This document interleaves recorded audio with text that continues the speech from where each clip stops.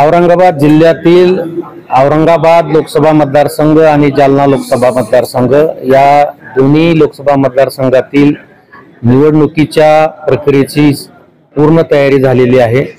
परवा 13 मे रोजी मतदान प्रक्रियेला प्रारंभ होणार आहे। आज प्रचार आता समाप्त झालेला आहे। या संपूर्ण जिल्हाभरामधील औरंगाबाद लोकसभा मतदारसंघातील 2040 मतदान केंद्रावर आणि जालना लोकसभा मतदारसंघातील 1045 मतदान केंद्रावरची संपूर्ण तयारी पूर्ण झालेली आहे। पूर्ण मतदान केंद्रावरचा जो स्टाफ आहे तो पूर्ण स्टाफचं रँडमायझेशन झालेलं आहे।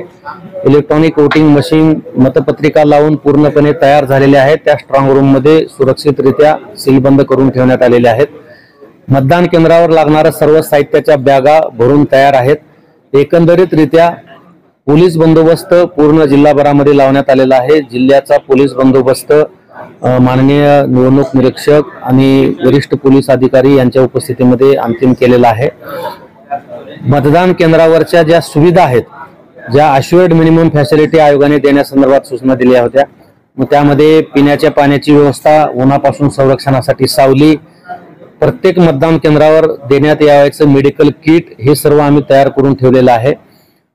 मतदान केंद्रावर येणाऱ्या मतदारांना मतदान करण्यासंदर्भात कुठलीही अडचण येणार नाही, कुठल्याही कटू प्रसंगाला सामोरं जाण्याची वेळ येणार नाही, या पद्धतीचं नियोजन आम्ही त्या ठिकाणी केलेलं आहे।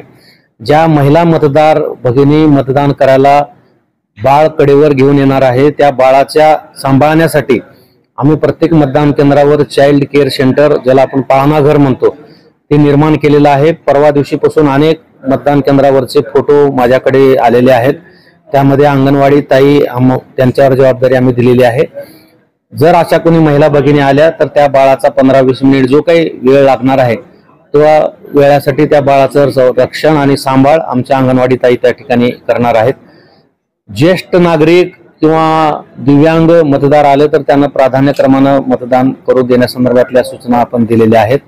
एकंदरीतरित्या संपूर्ण कामकाजाचं काम पूर्ण झालेलं आहे आणि निर्भयपणे मुक्त आणि पारदर्शक पद्धतीने निवडणूक घेण्याकरता निवडणूक विभाग सज्ज झालेला आहे। आपण स्वीपच्या माध्यमातून अनेक कार्यक्रम घेत असताना आपण काल पुरस्कार सुद्धा काही घोषित केलेले आहेत।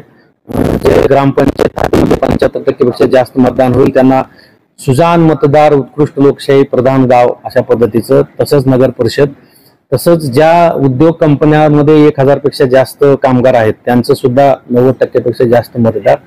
आपल्याकडे गृहनिर्माण संस्था मोठ्या प्रमाणामध्ये आहेत नगर परिषद आणि महापालिका हद्दीमध्ये, तर त्या हाऊसिंग सोसायट्यांचं जर 90% मतदान झालं तर त्यांना सुद्धा आम्ही हे पुरस्कार देऊन निवडणूक आयोगाच्या वतीनं त्यांचा गौरव करणार आहोत। हे सर्व प्रयत्न याच्यासाठी आहेत की लोकांनी या निमित्तानं मतदानासाठी बाहेर यावं। मतदान केंद्रावर आम्ही पूर्ण सुविधा केलेल्या आहेत। इव्हन आम्ही काल प्रत्येक विधानसभा मतदारसंघासाठी 50 ऑटो रिक्षा भाड्यानं लावण्याची काल आम्ही परवानगी दिलेली आहे। जर कोणाला येणं शक्य नसेल, त्यांना चालण्याचा काही त्रास असेल तर त्यांनी ताबडतोब त्या ठिकाणी संपर्क करावा BLOC, त्यांना ते आणणे करण्यासाठी व्यवस्था त्या ठिकाणी केली जाणार आहे। म्हणजे सगळ्या पद्धतीनं आम्ही काळजी करतो आहोत।